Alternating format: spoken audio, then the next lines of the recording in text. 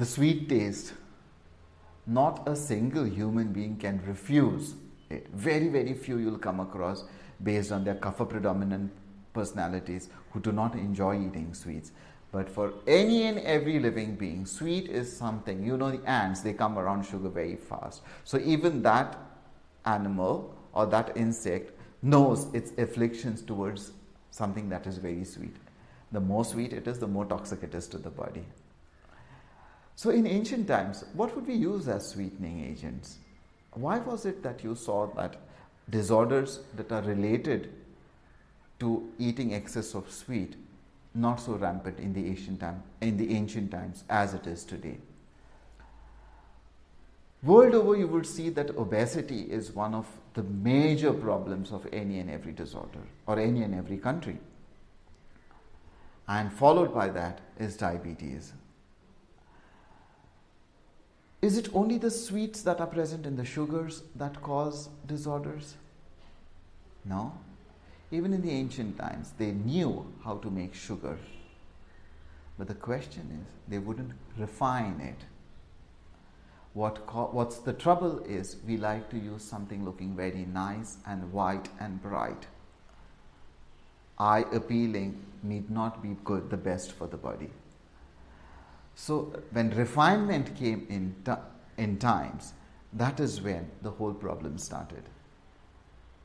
And now we would like to avoid the sugars and use something else as sweeteners.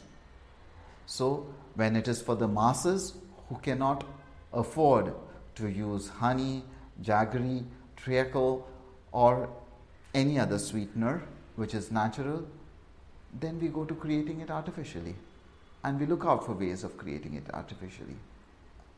But is this artificial sweetener really beneficial to the body? Can food be put only in the form, can food value be put only in the form of calories? Don't we need to look at what else it could do to the body? We definitely need to. It has been found by a lot of researchers that these sweetening agents as we use are primary causes for neurological deficits, not only in you but also in your seeds. So it is not only limited to your body, but it goes a little further and creates disturbances in the new body that you will contribute towards creating.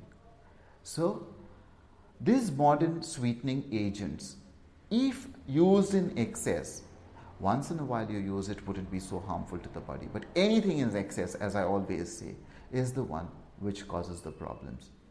And then you talk about you want to maintain your calories and you want to maintain the number of sugars in you. If you look at the breakup of food, what happens inside the body, it is not always dependent on the taste.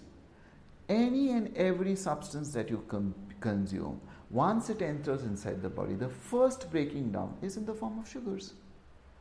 So whether it is appealingly sweet to your taste or it appears bland but not sweet, or any substance that appears absolutely flat, all that it does after going inside the body is gets converted into sugars.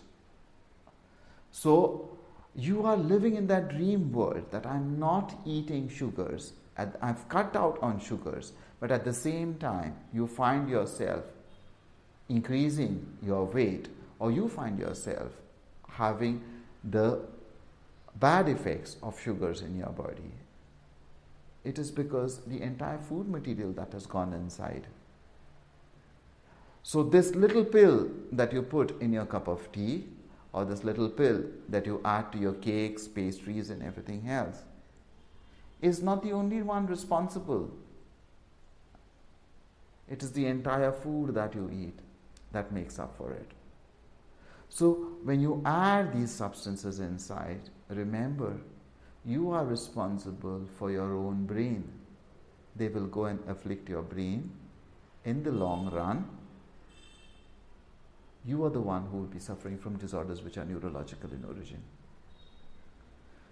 So it seems good for the tongue and taste to have an appealing product like that, without having the fear of adding on weight or increasing your sugar levels, they do not come with this much of knowledge put up on their substances which contain this. So it is left for you all to decide to what sweetening agent you could rather use, which would not increase the amount of calories in your body, or which would not cause peaking up of sugar, which is one of the primary causes for disorders post-diabetes. If your sugar level has to rise, it has to rise slowly and come down slowly. So if this is allowed to, by balancing your diet with different forms of food, and you can occasionally enjoy this bite of sweet substance, which is also made up of sugar, you need not worry about it. You don't need to have a special sugar-free agent for that.